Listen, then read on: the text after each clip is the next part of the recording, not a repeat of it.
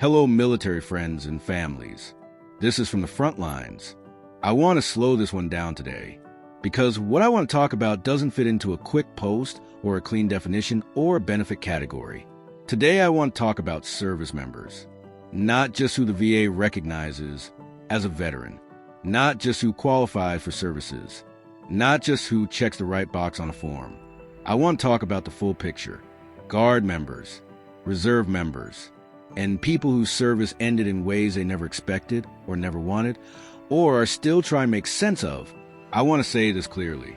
Service does not disappear because paperwork changes. Time served does not vanish. And sacrifice is not erased because a story didn't end neatly. Guard and reserve service is often misunderstood. From the outside, people hear part-time. They hear 1 weekend a month.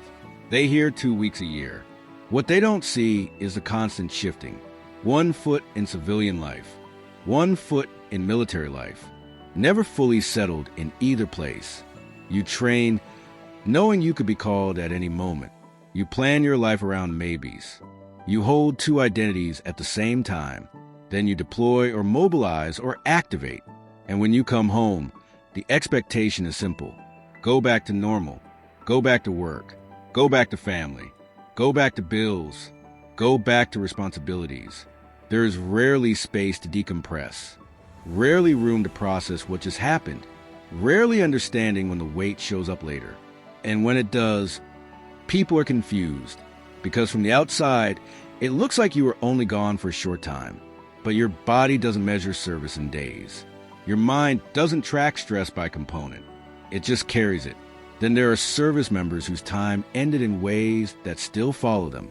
This is where the conversation usually gets uncomfortable. And this is where a lot of people stop listening. Some were young. Some were struggling. Some were dealing with trauma that no one named early enough. Some were failed by leadership.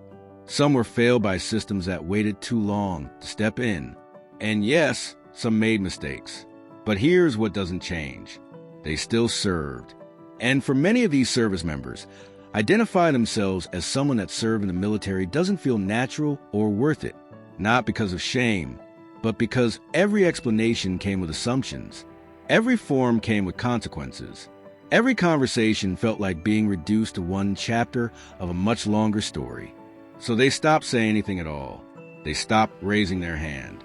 They stopped using the word service member. They stopped trusting that honesty will be met with understanding.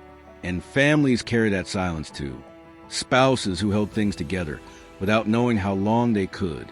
Parents who worried quietly and didn't know who to ask for help. Children who learned to read moods early and adjust themselves to survive. Families serve in ways that don't come with rank or recognition. But the weight is real. Too often, support is tied to eligibility instead of experience, to status instead of humanity. And when that happens, entire households are left outside the circle. That's why peer-to-peer exists. That's why the Dwyer programs exist. Not to sort people, not to judge endings, not to decide who deserves support, but to say this: service is bigger than a category. Healing is bigger than paperwork. And dignity is not something you earn through perfect compliance. At the Dwyer programs, we don't start with labels. We don't start with discharge status. We don't start with benefit eligibility. We start with listening, with respect, with understanding, with a belief that people are more than their worst moment or their quietest chapter. This isn't about ignoring accountability. It's about acknowledging reality.